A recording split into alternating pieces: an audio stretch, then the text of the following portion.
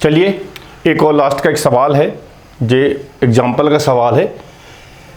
एक द्विघात बहुपद ज्ञात कीजिए जिसके शून्यकों का योग ऋण 3 दिया है और गुणनफल जो दिया है हमारे पास, गुणनफल 2 दिया है। अब हम अभीष्ट द्विघात बहुपद देख लेते हैं पहले। तो मान लीजिए अभीष्ट द्विघात बहुपद ax² धन bx धन c है तथा जिसके शून्यक अल्फा तथा बीटा है।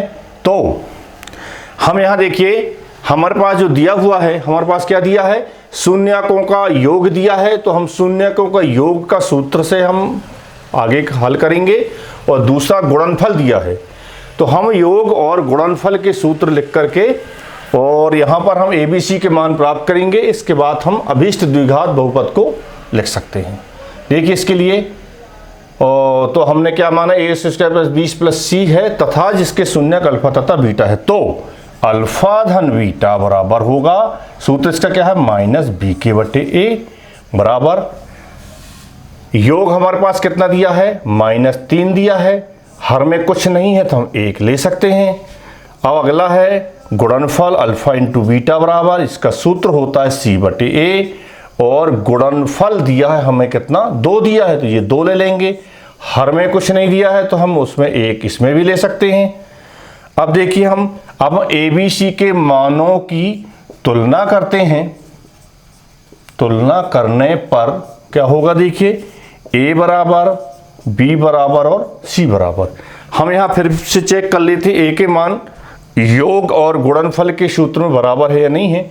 A का मान यहाँ 1 है, यहाँ भी A का मान 1 है। यहाँ भी हमें A के मानों को समान करने की आवश्यकता नहीं है।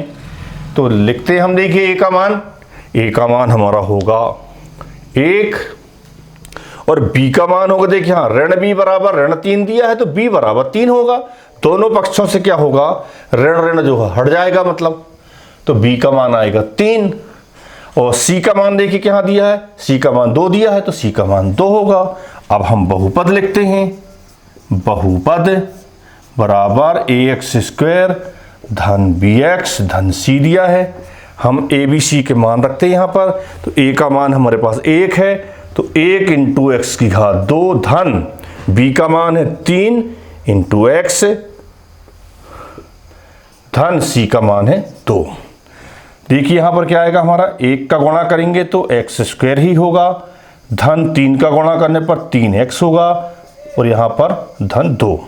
तो देखिए इस प्रकार से हमारे पास बहुपद जो प्राप्त हुए हैं वो क्या हुआ है, ये देखिए इस बॉक्स के अंदर बहुपद दिया x² धन 3x धन 2 और इस प्रश्न का यही आंसर है।